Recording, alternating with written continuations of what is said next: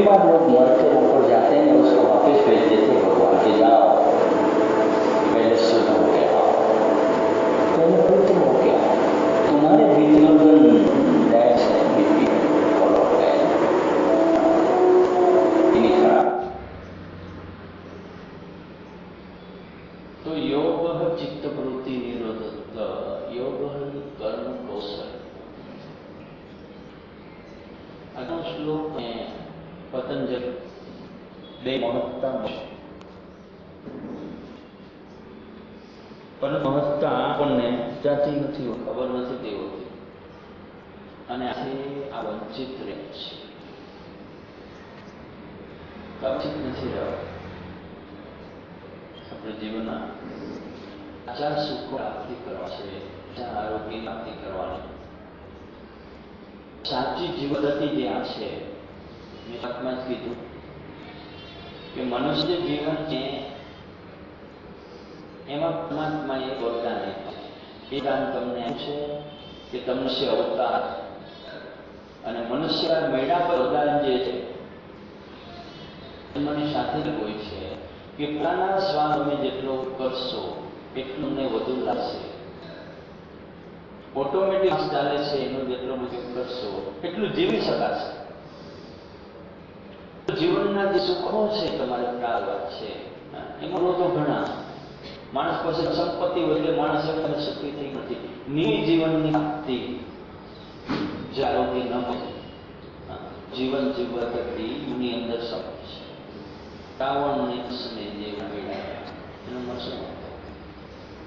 પેલા બસમાં સોદાન મેળવ્યા માણસને સોદાન મેળવ્યા પછી એ વર્ત સદુપયોગતા નથી આવતો એમ તમને આ શ્વાસ મળેલું છે પોતાના શ્વાસ ઉપયોગ કરો તો આપણે શ્વાસનો કરતા જ નથી આપણે આપણી જાતથી વંતરી જાય છે આપણે અજ્ઞાન થવું જોઈએ અજ્ઞાનતામાં બહાર નીકળવા માટે આ યોગમય અને તમને પરમાત્મા પણ કરાવે આપણા સાથે નાની મોટી બીમારીઓ આવે કોઈના કોઈ રસે પણ આપણને એ સુધી પહોંચે છે પછી ત્યાં બહુ નાટક એ આપણા કર્મ પર આધારિત તમે એટલું ટક એટલું ન ટક એનો આધાર પાસે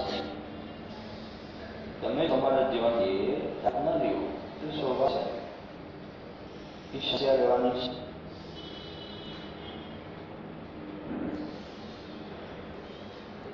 એમાંથી મહાત્મા શ્રી કોઈને બચાવનારો માત્ર મહાત્મા છે મહાત્મા ક્યારે બને